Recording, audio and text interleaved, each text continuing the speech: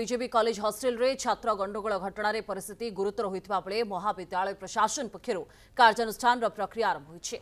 याकू नजर रखी residence committee जरूरी बैठक बसिछि। भारप्राप्त अधीक्षक तत्वावधान रे चलिछि बैठक। बैठक रे कॉलेज रो 4टी हॉस्टेल रो सुपरिटेंडेंट सामिल हुई परिस्थितिर समीक्षा करिसेंति। गंडगोल कारण छात्र मानक भितरे घटिथिबा विवाद एवं भविष्य रे एपरि घटनार पुनरावृत्ति रोकिबा पई केमिति पदक्षेप नियाजिबो सेने बैठक रे आलोचना होइछे।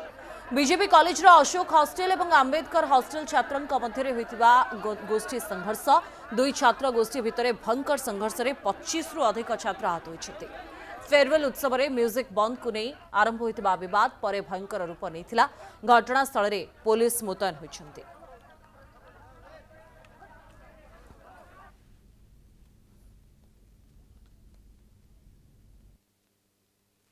पत्थर माड़ तो बोधे ऊपर तो मारुले से ऊपर चढ़ी ये बाजी जाइए पत्थर तुम गेट भीतर भी पळै आस्थिले ना से ऊपर मारुले ऊपर केमिति जालिबाट त आसीबनी प्रथम आसी तापर से गेट बाहर थे सब तापर कोन हला गेट भीतर तो पशि आसी नांती से बाहर थे सेड्रु मारुले कैंपस भीतर हां पुलिस थे सिना रखिलेनी पुलिस भी थे पुलिस परे आसिले हां सर को हाथ लुहा रोड भी धरथिले हां धरिक आस्थिले कोन केमि धरि कोन एई मशारी टांगंती से बेडे हां कोन कहथले किसी नहीं सेटा धरिक आसिले आ कोन से मशारी बेडे धरिक आसिले तापर मारिबा पे अटैक करूथिले तापर से पत्थर पत्थर से तो मारिले एति भलो सुरक्षा माने पुलिस को तमे इन्फॉर्म करथिलु से माने तांकर फेयरवेल पार्टी थिला बंद करथिले तापर आउ थरे से माने चिले चिले की नाचिले तापर सेड्रु पत्थर पत्थर हमको मारिले तमे हमको पुलिस को कंप्लेंट देइछो